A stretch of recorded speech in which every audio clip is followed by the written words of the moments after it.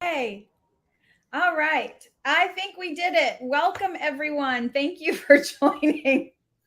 I was trying to be fancy and add some music and a countdown, and then something unhooked from LinkedIn, and then I had to reconnect it. So hopefully, everyone can see us out there in the world on LinkedIn as well as on Facebook if you're there, and obviously streaming through this particular platform, which is StreamYard. So thank you everyone for joining. I see lots of folks joining in the comments, so please let us know that you're here. We love knowing you're here, and maybe something fun where you're from. Maybe we have an international audience today because we certainly have an international guest joining us. So, very quickly, my name is Barbie Winterbottom. I am the founder and CEO of the Business of HR. I'm also the founder of The Executive Woman, where we focus on supporting women who work and helping folks to become the executive of your own life. So that's a very exciting project for me. And joining me right here is someone so near and dear to my heart, Sam Eaton, who is the CEO and founder of Mindability Consulting, a brilliant, brilliant coach, advisor for those of us who have made the leap from being an employee within the people space into becoming a consultant. Sam has worked with over 90 HR consultancy founders, if not more at this point. And Sam sits in the UK and has worked with me for several years, and we've become great friends in addition to colleagues. So Sam, thank you so much for joining me today and giving all of us your time and your expertise. So welcome. Oh, Barbie, when you asked me to be here, I was so excited. I've been on this journey with you from the beginning. We're going to talk about so much about this today, right? But what's wonderful is actually really talking about how it is. And I've seen those frustrations along the way with you. And it's great that we're talking about it. So thank you for inviting me to be part of this today. Well, you are so welcome. So let's give the audience a little bit of, I guess, just insights, I guess. It's been a minute since I've done a live broadcast, everybody. It's been a minute.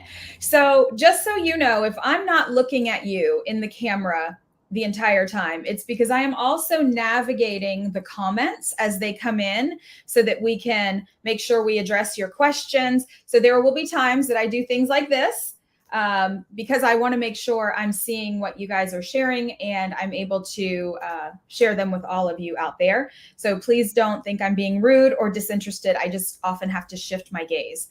So that's one thing. Another thing to be aware of is spontaneously, recently, I've had the power go out at my home, in my office. I don't know why, for no real reason.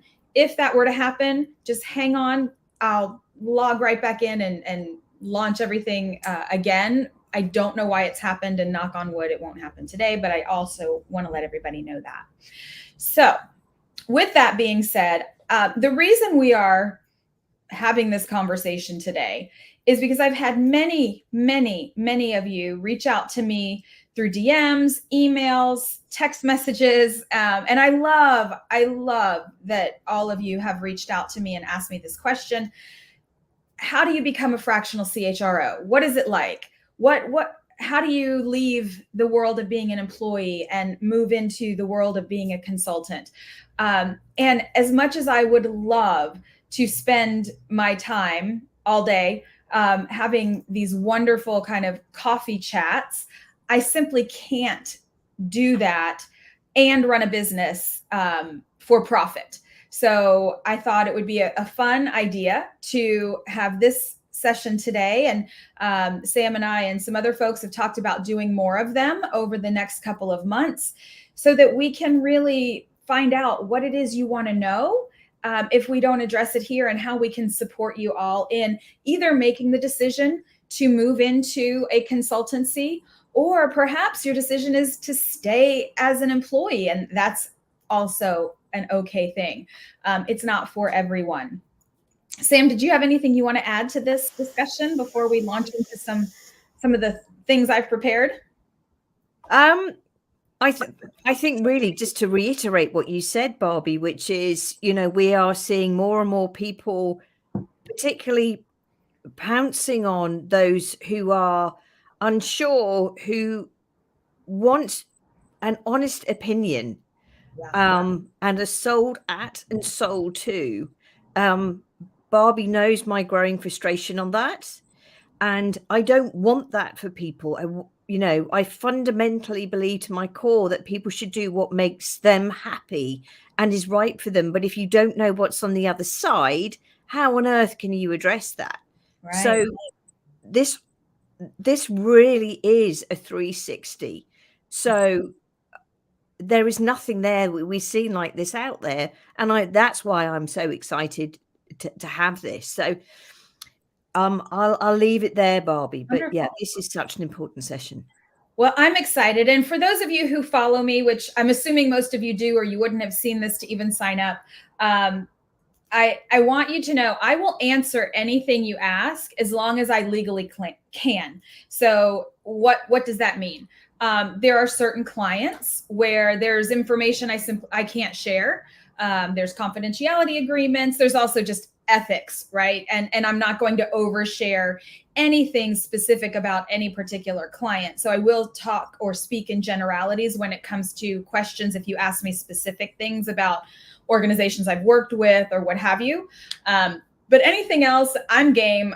As you all know, I'm pretty transparent, pretty authentic. That's one of my top 2 values is authenticity. So, if you ask me, I will give you the very best answer I can, because I've always wished someone had done that for me before I got into this this crazy world of consulting, which, you love it. And you also sometimes think you're losing your mind. So I thought it might be a good place to start. So again, if you have questions, just put them in the comments and I'm constantly scanning and we'll try to pull them over. I thought it might be a good place to start by sharing with you all there's good reasons to make the decision to move into being an entrepreneur, and there are bad reasons for wanting to make the decision to go into being an entrepreneur. And I love, by the way, hey, Melissa, good to see you. Hi, Charlene. So many familiar faces out there. Hi, Leanne, Chad, everybody. Thank you so much. And we do have an international audience, by the way. I did notice we have somebody from Dubai with us. So super exciting. So thank you all. So some of the reasons, and I am going to look at my sheet that I printed out so that I could remember all of them, but I made a list of some reasons I think you might want to consider that are not necessarily the right reasons for going into either a consultancy role or a fractional role or becoming an entrepreneur. So it's a quick list. And Sam, feel free to chime in as I go down the list, because obviously you see this from so many of your clients as well. Yeah. If you think that jumping out from being an employee to being an entrepreneur or a consultant is going to help you get rich quick, that is likely not going to happen. There are certainly cases where it's happened. We see, influencers blow up on TikTok and different places. If you're a tech person and you build some amazing app or some gaming or what have you, absolutely, those things can happen. But it's not likely going to happen. It doesn't happen to the majority of us. And it doesn't mean you can't make a great living. I don't want to diminish that, because that's certainly part of it. And that's what we will talk about that. But if you think that making this leap, your first, second, or third year, you're going to, be making $1 million a year, again, could it happen? Yes. Is it likely going to happen that way? Probably not. So being aware that it's not about getting rich quick. Number 2 reason, if your desire for becoming an entrepreneur is to have more power and control, again, that's likely not going to be enough to sustain you as an entrepreneur, right? That could lead to you creating a toxic work environment if you hire employees, because you are leaning into that control space a little bit too much. And I've seen that. I've seen folks who were amazing employees. They jump into this space of being the CEO of their own company, and they're so protective and over controlling because now every penny's coming out of your pocket. So it's a very different scenario, where it's become super toxic, not only for the people who they're working with, but for themselves. So it can be a slippery slope if it's all about power and control. Fear. If you jump into being a consultant or an entrepreneur because you fear being employed, you're worried about the risk of being laid off, all of those things, if you come into this with a fear-based mentality, you are likely not going to expand and succeed, because that's an underlying mindset that will infiltrate every single thing that you do. So again, if fear is what's driving you, fear of all the tech crashes and the things that have happened in banking and all of that, that's not a good enough reason to make the switch, because it likely will not be something that you can sustain and be healthy in sustaining it. And that's really key. At least it is for me. If you are jumping into this because you see something really trendy out there and you're excited by what you see, and we've seen a lot of this, and I'm just going to use this one example. I've been in this space for 25 plus years, working in the people space and practicing diversity, equity, and inclusion before it was ever called DEI or DEIB, right? It was always been a part of what I've done, and making sure that folks have an equitable experience at work and everyone is represented. However, in the past several years, how many brand new DEI practitioners have entered the market? Because it is a trending topic.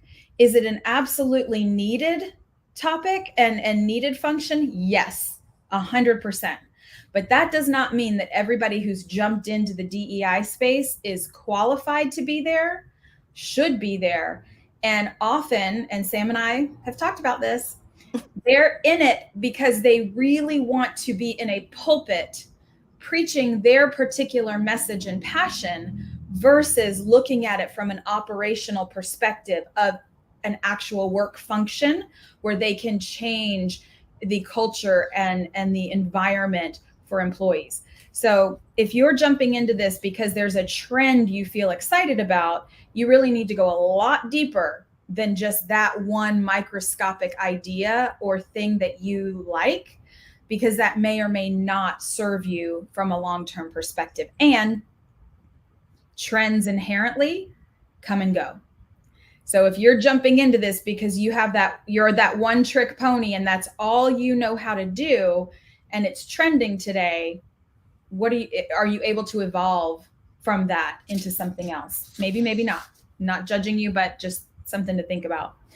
And then if you're doing it out of a need for external validation, I never get accolades at work. I want to be seen. I want to do this. I want to feel better about who I am. So I'm going to start my own business. That's a slippery slope. If you don't already feel confident, if you don't already know you're excellent at what you do and you have something valuable to offer, jumping into this space is not going to make you feel any better. If anything, it makes you feel really beat up a lot. So those are my kind of top 5 reasons for not going into this space. Sam, what are your thoughts? Yeah, so I nodded a lot as you saw through that, and I literally had to hold myself back and do my own self-coaching on this because there was so much good stuff that came out of this. First and foremost, when a client comes to me who's come out of particularly corporate America through a redundancy or something happens that has caused their current predicament, and they say to me, I must, I'm the main breadwinner, that is coming from a place of fear.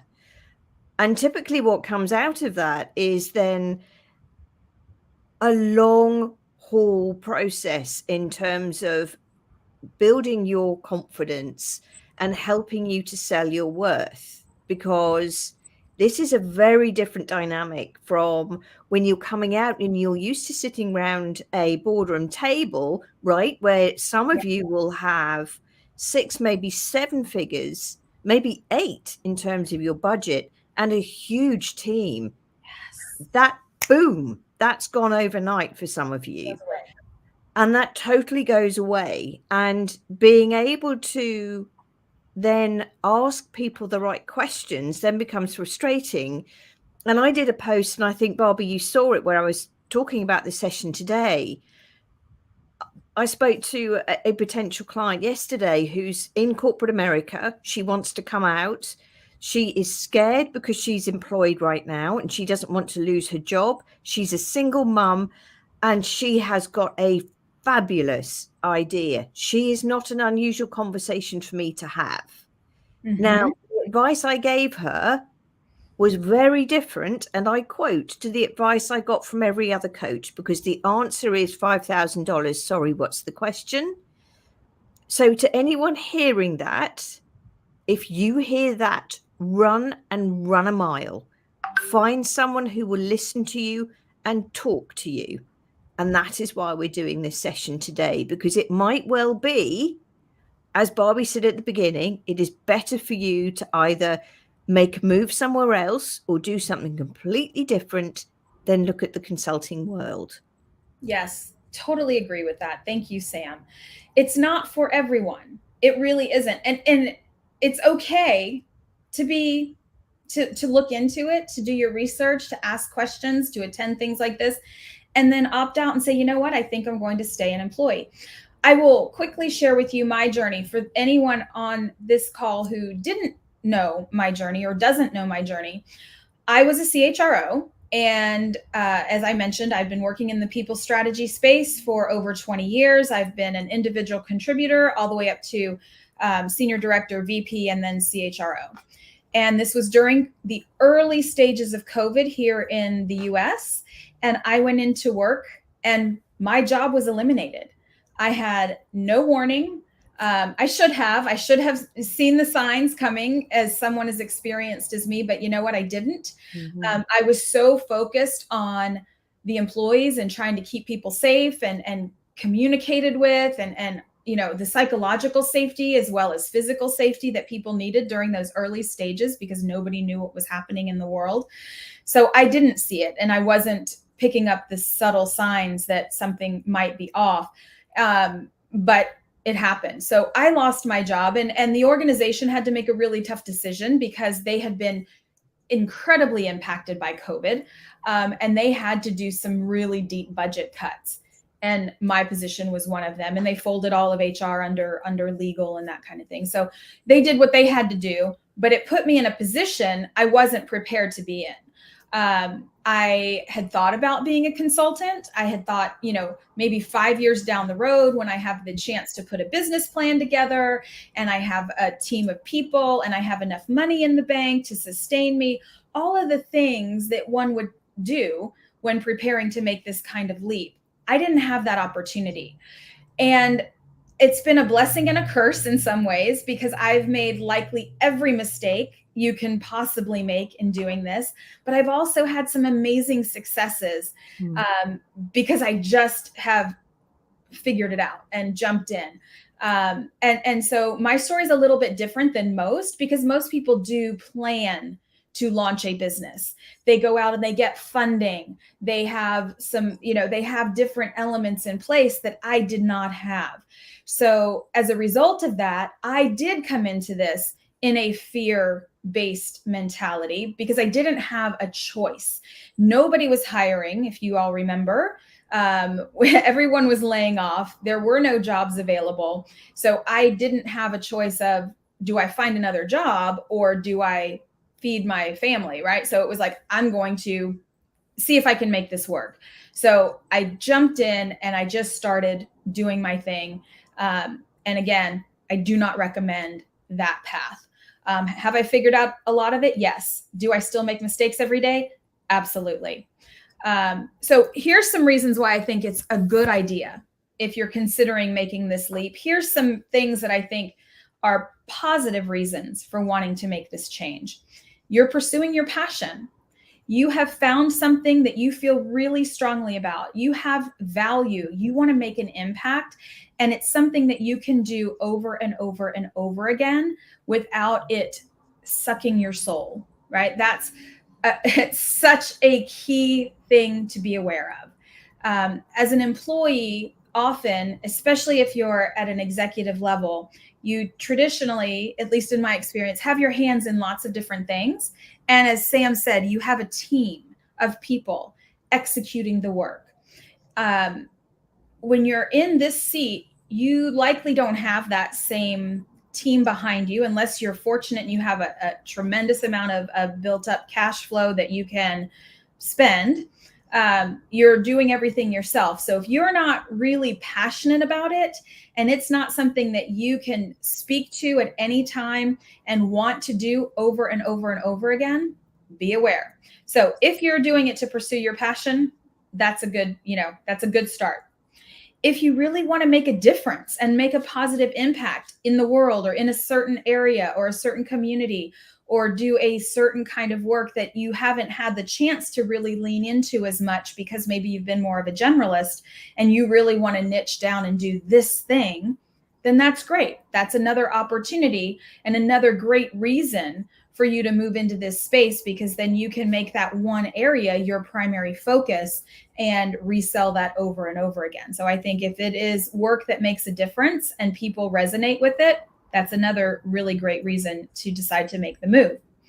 If you're looking for more independence and flexibility and ownership over your time, it is also a benefit of being an entrepreneur.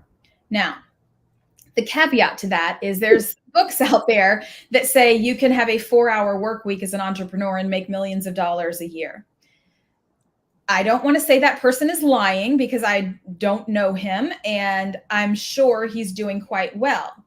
That is one person, and the 15 or so years he worked leading up to where he is now has positioned him to make that kind of money, right? He didn't just step out of a corporate role and into working 4 hours a week and making millions of dollars a year. So be very aware of that. You do absolutely have more independence and flexibility with your schedule and when you work and when you don't work, but it doesn't mean you're not going to work. And most of us work our asses off and work more hours as an entrepreneur than we ever worked as an employee.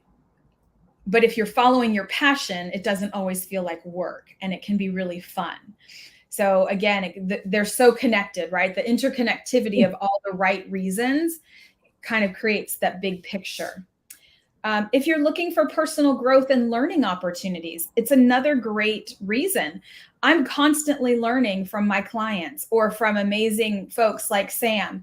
I'm learning from people I coach. I'm learning from everything I can get my hands on. I do so much research and I'm an avid reader. So I'm constantly evolving. If you think you're going to jump out of corporate and into entrepreneurship and never have to evolve, that's a red flag. So you have to be constantly curious and adaptable and want to grow and learn. There is the financial potential of creating great wealth, but it's not like a light switch that's just going to flip on the moment you open your business for 99.9% of you. I've made great money. I've made more money as an entrepreneur than I ever made as an employee. I will absolutely tell you that. But there are ups and downs to that as well. And Sam has been the recipient of many a phone call from me, having complete and utter panic attacks about things, which we'll talk about. So yes, you do have the opportunity to create great revenue, but it's not a guarantee and it's not necessarily going to happen right away. If you're looking for more autonomy and decision-making, absolutely another great reason to become an entrepreneur, because you do own your decisions. However, keep in mind, you are now a third party removed from your client's group, right? You're the expert they're bringing in. So you can advise and recommend, but you have zero decision-making authority within that organization you're supporting in most cases. So yes, you have the decision-making authority over you and what you do with your business, but not necessarily with your clients and what they do. And that can be a little frustrating, especially if you're someone like me who I'm pretty headstrong, pretty stubborn about things. And when I see a very clear path to a solution and my clients don't see it because of their internal bureaucracy, it makes me want to scream. So I have to manage myself often and check myself, because those are no longer my decisions to make. I'm not sitting in that CHRO seat being able to say, yes, this is the path we're going to go down. This is the project we're going to do. This is the initiative. This is how we're going to roll it out, because I no longer have that ability. I am the advisor. I am the coach. I am the consultant. They get to choose what they pick up and what they run with. I don't. So be aware of that. And then if you think you want to start a firm where you hire other people, it can be very rewarding. You can create new jobs. You have a great impact on your society or your community. Or if you're working in the people space, you can have a huge impact in the evolution of HR and people strategy and that type of thing, which is something that I love and feel passionate about, which is why we're doing this today. So those are some reasons, some good reasons I think folks can get into this. Sam, do you want to add anything while I scan through some comments here? Yeah, sure. And, we talk about mistakes, right? I've got my lighting wrong today and all the lights coming in. So forgive me if my hand's over here for absolute transparency. That's what's going on. But that's part of our lives, right? That's part of what makes us who we are today. What drives us is our utter core, our mission. It's a word that's overused and undervalued. So if you have that real calling and that real drive, trust me, there are going to be days that you are so tired you want to stop. There are going to be days that something really bad's happened and there is no one to talk to. So find your peers, find your trusted people around you who will help you, who will be there to listen. And chances are they're going to be people around. You're going to make a whole new bunch of friends that you didn't know before you started your own business, because they're in the same boat as you. Find people who are further advanced than you. And to Barbie's point, yes, there's a flexibility. I can see a couple of other clients on here that I know work exceptionally hard late into the night, over weekends. But guess what? When they want to sit down and have supper with their kids, they've earned the right to do that without being interrupted. But they are still working exceptionally hard. So Barbie's made some really good points. And I think those are the other ones that I want to add. And it's okay to have those days when you don't want to do it. The best thing you can do in those days is look after you. You don't want people saying, oh, come on, put a brave smile on it. You want people to actually almost wallow in the mud with you, right? Not bring you down further, but allow you to have that before you pick yourself up and start again. This is tough. This will be the most rewarding journey you go on. And the other thing I'd add to Barbie's point is don't expect it to go like that. It'll go like that, and then it'll go down. It'll go like that, and then it'll go down. And that's all part of our journey. Is we earn the right to work hard and play hard. We do. Thank you guys. There's so many comments I want to get to and questions. So I love what you said, Sam, right? It is a roller coaster, and it can be amazing. And when you're on the peak, the crest of the wave, or the height of the roller coaster, it feels amazing. And you're like, yes, I've got it. And everything's moving in the right direction and all things are clicking. And literally the next day, you might lay in bed and go, I can't flip and get out of bed today because I am just drained of everything I have. So be aware that it is a roller coaster. And over time, it does level out a bit, but I'm not sure, because I've only been doing this, guys, for 3 years as independently, which is amazing. Like my brain just doesn't even wrap around the fact that I've been doing this for 3 years, but it does level out a bit. what I've heard from others is that when you get to that 5+ year mark, you see even more consistency, and you're not necessarily struggling with that feast or famine mentality, which we'll also talk about that. I would love to ask or bring in a couple of questions. Back, Cindy. So yes, Cindy said, I don't know if this is the right place for my question, but can you share the process you took to reflect on and identify your focus and niche for consulting? Oh, Cindy, Cindy, this is the biggest quagmire of a question for me. So I will say there are folks out there who are entrepreneurs, not just in the people space, but in the world in general, who are excellent at having a very, very narrow, niched down focus. And I thank, the universe for those people. I am not one of them. And this has been the bane of my existence for years. So when you move up through the ranks and you get to that CHRO seat or you get to that executive level, we get to that place because we know how all the parts fit together. Because we can look at all the disparate elements happening within an organization, both within the HR space and outside of the HR space.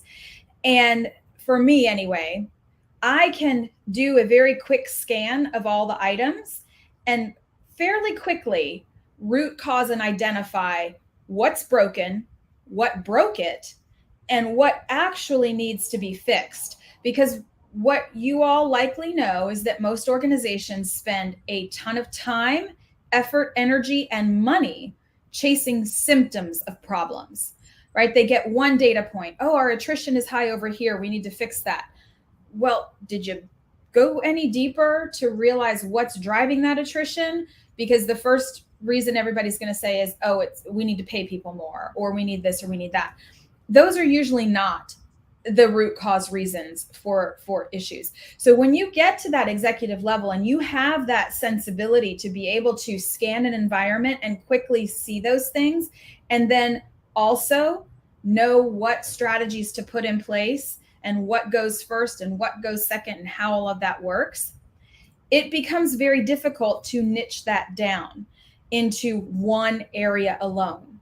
So my caution for everyone is the people who are very niched down tend to have an easier go of it because they're selling one thing to one type of client, right? The marketing folks will ask you this question. You have to tell me what you're selling and who you're selling it to. What for who? What for who? What for who? They're going to ask you that a gazillion times. That is a very difficult question for me to answer. I can work with organizations as small as a startup or up to 300,000 or 400,000 employees because I've worked with organizations spanning every one of those sizes. I've worked with startups. I've worked for organizations that have grown through M&A.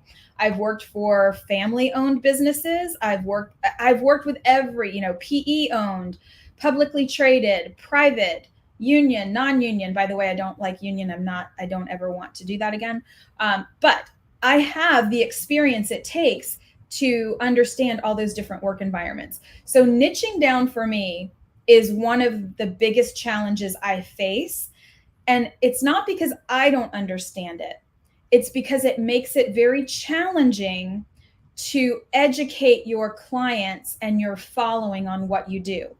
As the world has evolved with social media and our attention spans get shorter and shorter and shorter, it is very challenging to talk about fractional work as a CHRO or people strategy work in 144 characters or less, or what have you, right? So being aware that if you have a niche, if you are a payroll specialist, if you are a total rewards specialist, if you want to do nothing but executive coaching or any specific part, learning and development, any specific function within HR, and that's your sole focus, you will likely have a much easier path in educating your potential clients and building your marketing messages than someone like me, who I could never be that.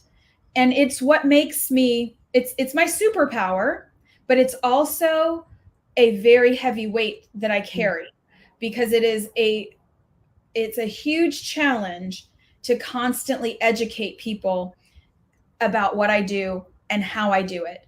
And if I only focused on one of those niche areas, I wouldn't be as good at what I do as I am. So, very loaded question, Cindy. Thank you for asking it. I hope I answered it. And if I didn't, please give us more context to what you're looking for. Sam, I don't know if you want to weigh in as I scan some more questions, or if people want me to expand further. Yeah. And I think, again, this is an issue that I see on a frequent basis when working with particularly fractional CHROs like Barbie. Extensive experience at a strategic level, who can support small businesses as well as medium-sized businesses, which is where so many fractional CHROs add real value. And a lot of marketing companies just can't get their head around that because they don't work in this space. Yep. And that causes frustration, a loss of time in many instances. And And Barbie's money. made Barbie's made some right decisions for her to stick to what she's good at, which is bringing all this strategic expertise. We've translated it into small business and medium-sized business speak.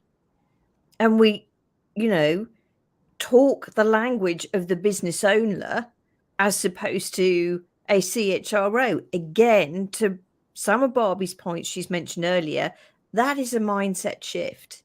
And it Yes. comes from turning up here every day as she does as herself to help. Yep. Thank you, Sam. I love that. I love this one comment. Where did it go? They are lying. So I love this. Emily, thank you for saying that. So Emily posted, "They are lying, LOL." That was in response to earlier in our conversation when people say you can work 4 hours a week as an entrepreneur and make $1 million a year. Again, is that possible? I suppose it could be if you have a massive team of people behind you actually doing the work and you're simply the face of the business. If you're just the face of the business, maybe you could just create content 4 hours a week and become a multimillionaire. I don't know. That's not been my journey or my experience. I can't speak to it. And I tend to think that Emily is right on point there, that they're probably not being honest with us about how much work they are doing or have done.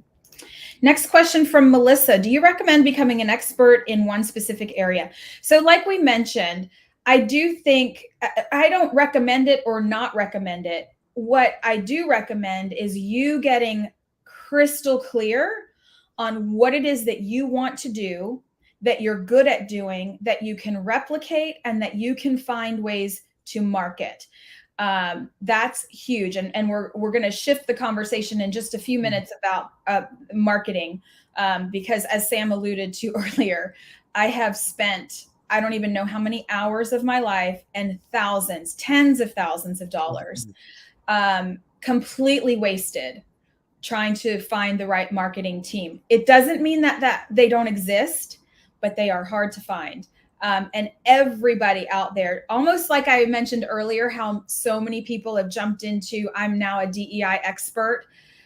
There's a gazillion people out there who have jumped into, I'm a social media manager. And what is your qualifications? Because you posted on Facebook yesterday. So there's a million people who are going to say, I'm a social media manager, or I can generate leads for you. I can be your VA. I can do this. I can do that. I want to hold a little bit of that conversation for just a minute, but marketing is absolutely huge when you become an entrepreneur, and finding your voice and your messaging and how to communicate that is more significant than most people even realize, especially in the age of social media and everything being online. So we'll get into that in just a minute, but I don't necessarily recommend niching down or not niching down. What I recommend is you gaining the clarity of what you can do well, what you love to do, and what value does that bring. And when you gain that clarity, then you can make that decision of, is it just this one thing? Is it these two things? And then you also have to think about it from your customer's perspective. And this goes into that whole mindset piece that we'll discuss in a minute as well. Right now, if you're an employee, you're looking at everything you're doing through the lens of being an employee serving your organization, and the work finds you easily, right? There's more work than you can likely accomplish in any given day when you're an employee. That is not the way it works when you're an entrepreneur at all.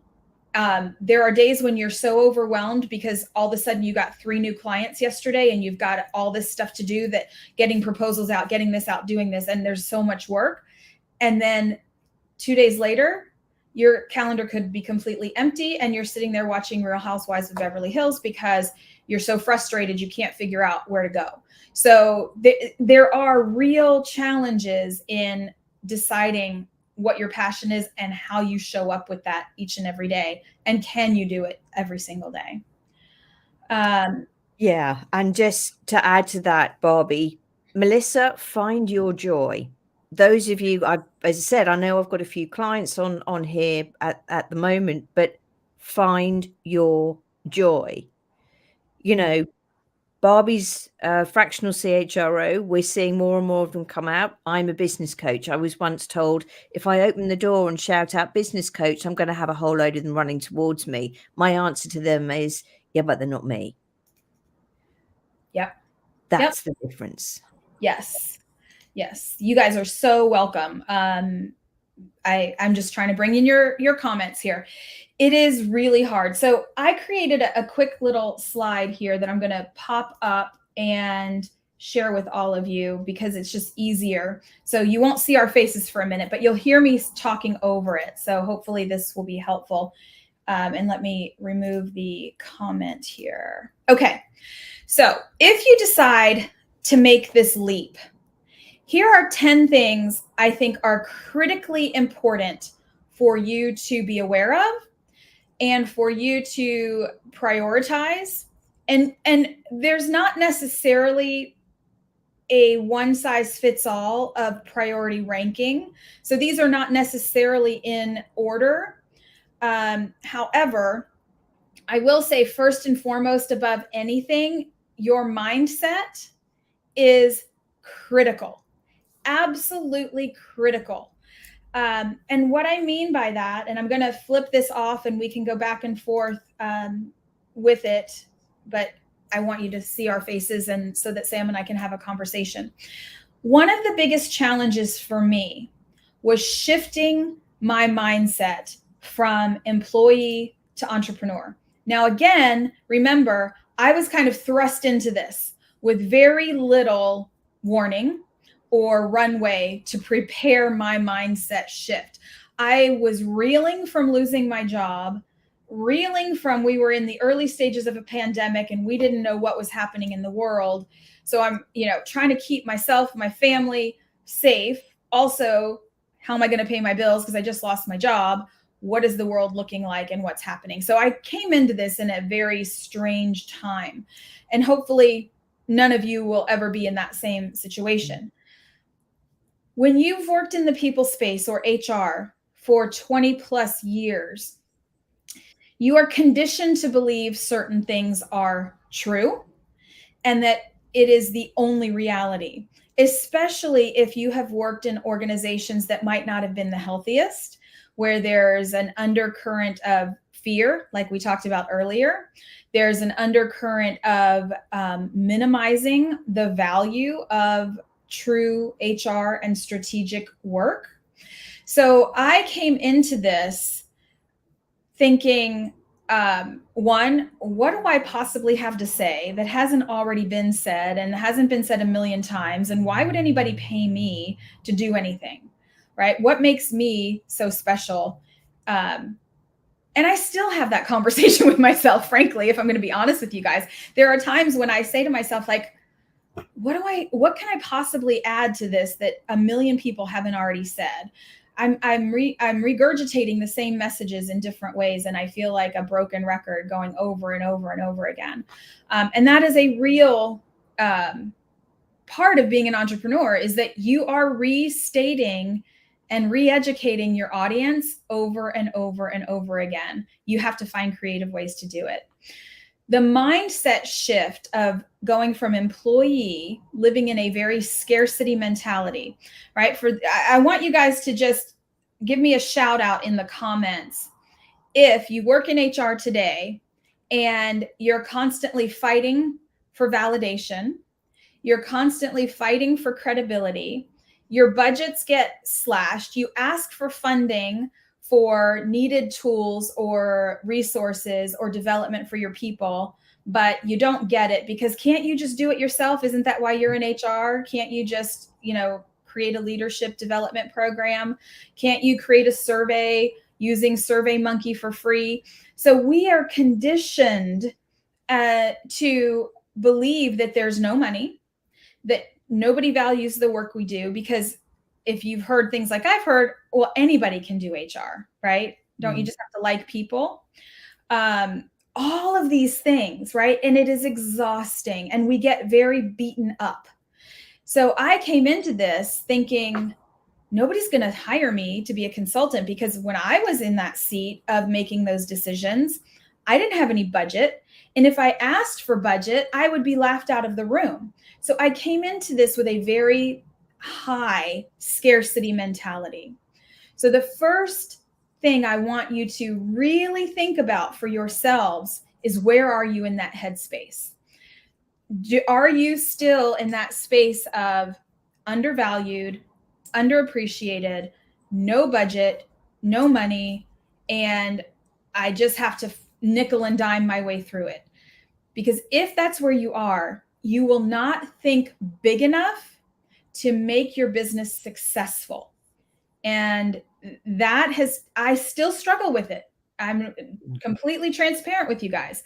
I still struggle with it because I know everybody, when you're a CHRO, you're constantly being hit up by vendors. Hire me to do this, buy this, buy this, buy this. And I didn't look at any of it because I knew I didn't have budget money to do it. The difference is not every organization is like that. If that's been your lived experience, I believe you 100% because it was mine, but not every company actually functions in that way. There are organizations out there willing to invest in fixing their people problems or expanding on what they're already doing well. And they know they need additional support and help. Maybe their teams are taxed with what they're doing, but they want this initiative to take place. So they want to bring in external help. This is where someone like Sam can really help you with that mindset shift. And it's a lot of what I do when I coach folks, right? I coach a lot of folks who are currently employees, but wanting to move into the consultancy space. And we spend a lot of time talking about this because it's deep internal work you have to do before you get into a situation where you've made the leap, but you're your own worst enemy because you're not thinking big enough and you're not thinking the right scale. Now, I'm not saying you're going to open a consultancy and be the size of Amazon tomorrow. We're not talking that scale. I'm saying setting your pricing so that you can make a living, because that's the other thing. You're in this for profit. And because so many people think this work can be done by anyone and done well, which is a farce, there's often a challenge with, I can't charge people that. I can't charge $500 an hour for that. I can't charge this. I can't charge that. What I've learned is that, yes, you can. And if you look at coaches or consultants who never actually sat in the seat of doing the business function. So folks who go to business school, they get out of business school and they become a consultant immediately. Maybe they work for a big firm as a consultant, then they go out on their own. Their mindset has never been preconditioned into that scarcity mentality. They have no problem going out and saying, yes, I'm an executive coach and I charge $1,500 a session, because they've never known anything else. And they're so confident in that they get it. because their confidence instills confidence in their clients, and they've never been conditioned to think otherwise. So your mindset shift is massive when you're going into being an entrepreneur, and it impacts every single thing you do all day, every day, and all the work and your work product. So Sam, I want you to chat about that while I go through some comments here. Yeah, so a lot to unpick on that one. Mindset is the biggest thing that we see. We frequently hear the following statement, but I can't do that. I can't ask.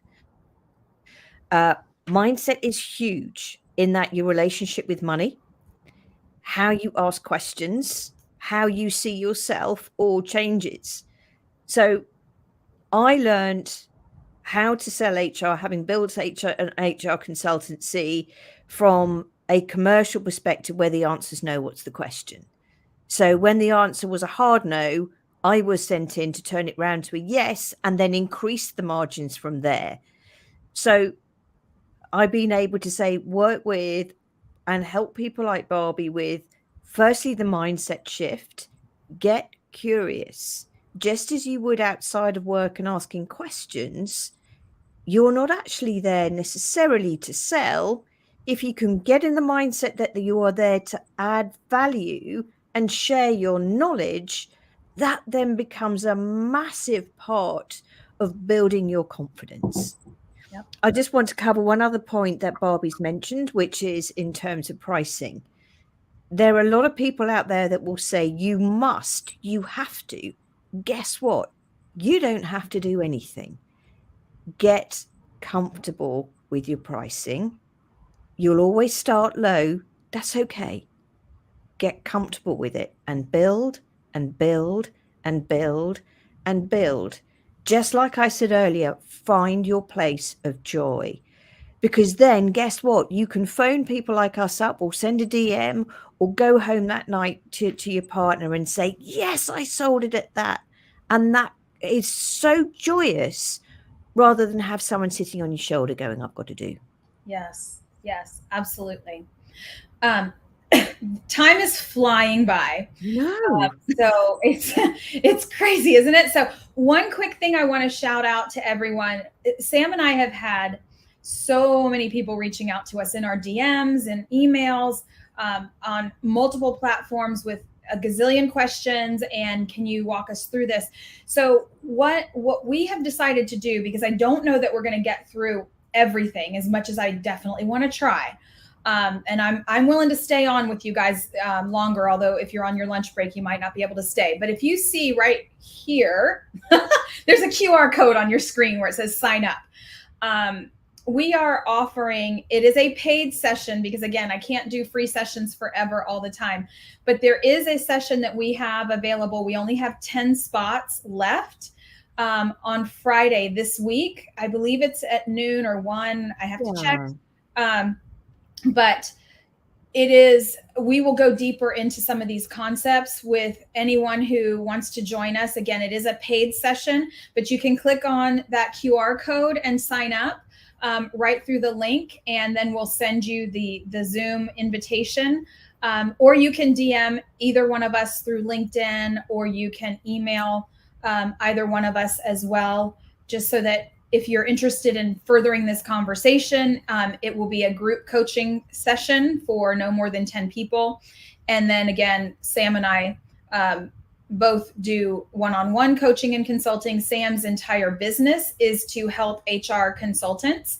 And I help folks make the decision whether to make that move or not. And I spend a lot of my time coaching executives within the HR space who decide to stay there, but they want to level up their game, or maybe they want to plan to build their own consultancy in a year or so. And I help folks prepare for that. So I just want to do that quick shout out before we leave. Melissa, thank you. We understand you've got to go. Well, good. Thank you so much for being here. And just to add to, sorry, Barbie, to Barbie's point there, we will not be recording Friday. It is Chatham House rules. It is confidential, because what we also know is there's still a lot of people in corporate HR right now that cannot show up or put messages in chats like this for fear of losing their job. It is closed, and that is why we're doing that. Yes, great point. I have had many, many people reach out to me privately saying, I would love to attend the session, but if my boss finds out I'm interested in moving into a consulting space, I'm afraid I'll lose my job. So we do want to protect your confidentiality. So it is a closed session on Friday. And obviously our one-on-one coaching sessions are private as well. Okay, so Leanne, you are not the only one with the scarcity mindset. So you are totally normal, as we all are. We all have our strengths and weaknesses and our challenges. So absolutely, you are not alone there. So Bonnie has a question. As a business owner in HR, how has this increased or decreased or changed with burnout? So yeah, there's a lot of people who are burned out in HR and they want to leave and they want to start their own business. I would challenge you to be very clear on why you want to be a business owner. There's a great book I recommend. It's called Burnout, and it's written by two sisters, Emily and Amelia Nagoski. And one of the things I learned so much by reading this book, but one statement has stuck with me beyond anything else. Removing the stressor does not remove the stress or solve the stress. So what that means is if you're completely burned out and frustrated as an employee of a company working in HR, and you're frustrated with the way you're treated and the way people think about HR and all the things we've kind of talked about. And if you think, okay, I'm not going to do that, I don't want to be an employee anymore. So you're removing the stressor of your employer. The stress does not go away. It's still there. It's in your body. It's in your mind. It's in your mindset and in your framework. You have to do the internal work to get that out of your body. And there are physical ways to do that through, movement, therapy, coaching. There's so many different ways, but just you're jumping from the frying pan into the fire is not going to solve for burnout. It will actually exacerbate it. I struggle with burnout as an entrepreneur because I still feel a lot of the same stresses. And now I have compounded stress because now I'm worried about, am I going to have consistent income? What's my pipeline looking like of potential business? How many coaching clients do I have this month? What does this look like? So you're trading one set of stressors for another. So if you cannot figure out ways to manage your stress and not get to that burnout space, you're just going to repeat the same behavior in a different scenario. So I stress that for everyone to be aware that being burned out as an employee is not necessarily the right reason to become a consultant or an entrepreneur, because you're just going to have the same thing in a different way. Okay. Any other questions that we didn't get to? I love that last one, Barbie. Yes. Hang on. Okay. What has been the biggest joy of making the move to consultant? Britt, this is a great question. There's been many. One is, as Sam alluded to earlier, my network of people has grown beyond anything I could have ever imagined. And I was the person who used to rail against, again, as a CHRO, I was invited to every networking event under the sun, and I never went. I'm not somebody who likes intimate, personal, in-person networking if I don't know people there. And the whole purpose of networking is to get to know new people. So that's a real struggle for me. You can put me on a stage in front of 50,000 people and I can talk and be completely comfortable and relaxed. Put me in a room of people I don't know and tell me to go network, and you'll find me in a corner. So this is another thing that Sam really, really helps her clients with is there's actually, and this is something I didn't know, because here's another mindset shift for you guys. When you're the CHRO or you're the VP of HR, people pursue you. People want jobs. They want you to buy from them. They want you to whatever, be on their podcast, right? You're the one being sought after because you're the decision maker or the one in power. When you move into the consultancy space, that all shifts. People aren't just coming to you because they like you, right? Because now when they come to you, there's an exchange of money oftentimes, right? You're not in that power seat anymore. So if you didn't like networking before, when people used to come to you, you're going to like it even less when you're the one who has to put yourself out there and have a fear of rejection or not know how to make small talk. It is truly one of the banes of my existence is I'm not good at small talk. As you can tell right here, I'm pretty transparent. And if I can't have a meaningful conversation with someone about something I care about, it's very hard for me. So in-person networking is a challenge. I didn't know there's actually a strategy to it. I had no idea until Sam spent time with me and gave me that insight about how to prepare for a networking event, how to figure out who you want to talk to and why you want to talk to them, and be prepared with questions or doing research. I never researched people before I went to a networking event before because I wasn't the one seeking their attention. Well, now I am. So it's a very different framework. And all of these things are things I had no clue about. None at all. Now I do, and I work on it every single day because it's still not something I'm super comfortable with, but I'm getting there, totally getting there.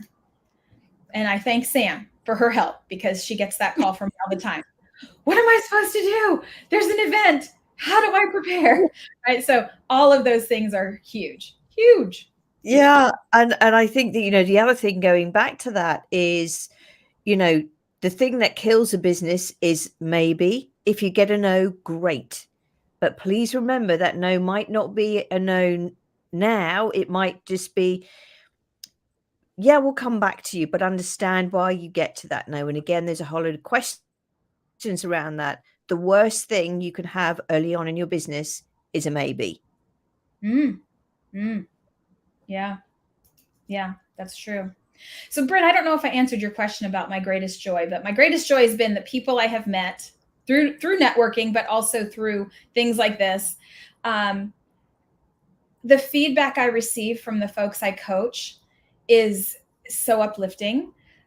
Because here's one thing I have recognized, and all of you, I hope if you decide to make this leap, or if you stay in the role of an employee, understanding the impact you have on people that you don't even realize is incredible. And when people share that back with you, that you changed their life, you helped them reframe something, and now they feel so much better. Now they're more confident.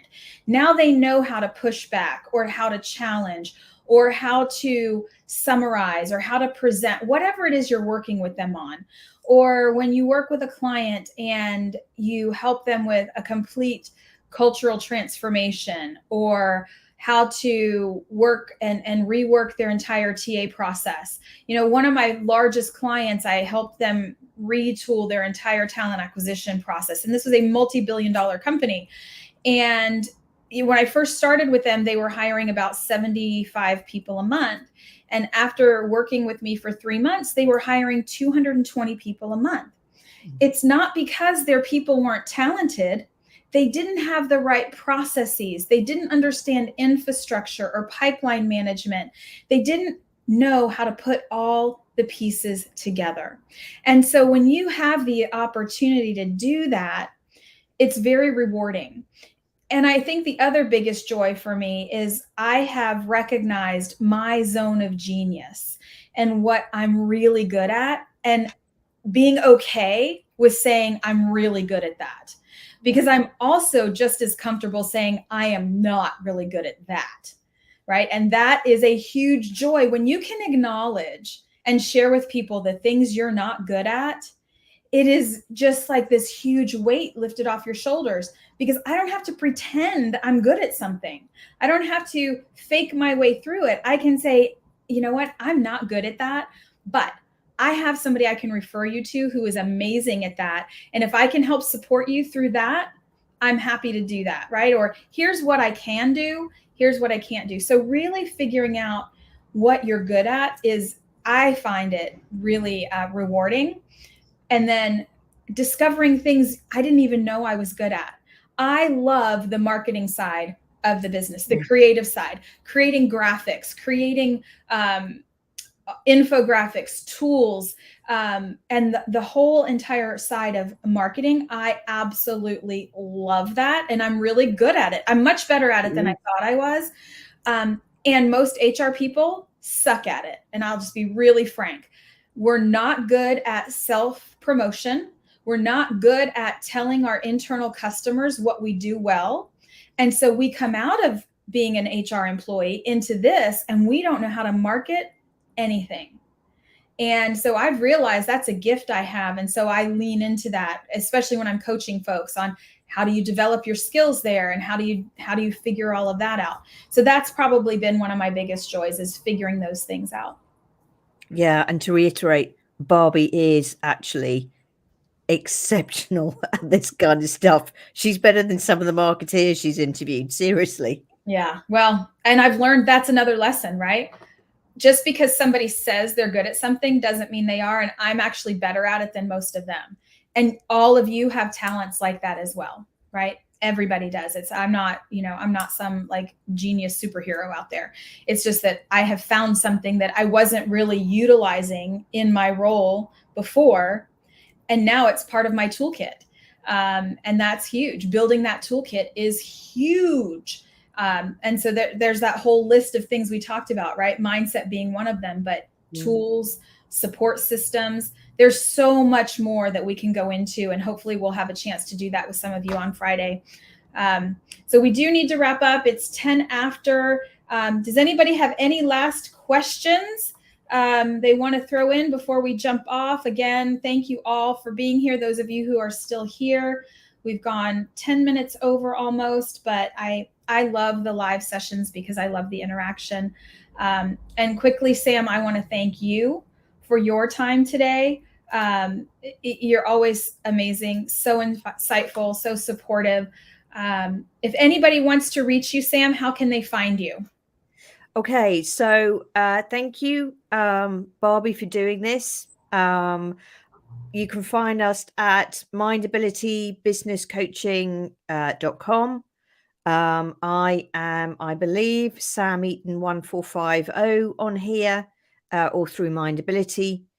But yeah, I would just like to finish off by saying, if anyone's got any questions, or you do have questions, yes, I get the fact that you feel you might be bombarded on LinkedIn, but ask, particularly early on when you're building a business. You are not business experts. You are experts in your field. Don't be afraid to ask. The longer you sit on something, the harder it's going to get. And it doesn't have to be that way. That is so true, right? I use that all the time. I say to people, doctors go to medical school to learn how to be a physician. They learn disease prevention, they learn surgery, they learn all, the body mechanics and everything else. Right. They don't learn how to be an office manager. So you're an expert in total rewards. You're an expert in leadership development. You're an expert in your function. That doesn't mean you're an expert in running a business.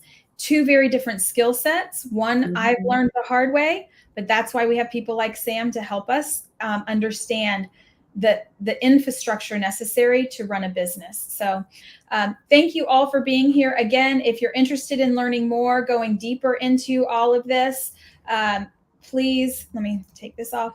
Scan the QR code, sign up. We have a session on Friday, and we will be adding some additional sessions for the public. But as Sam mentioned, the sessions on Friday, the paid sessions are closed because we do want to protect people's confidentiality and privacy, because not everybody is comfortable sharing their desire to potentially move into a consultancy role and leave their current employer, which we completely respect. So feel free to reach out to us in any way you need to. Thank you all so much for being here. All 25 of you who are still here, my goodness, thank you so much for that. I'm blown away.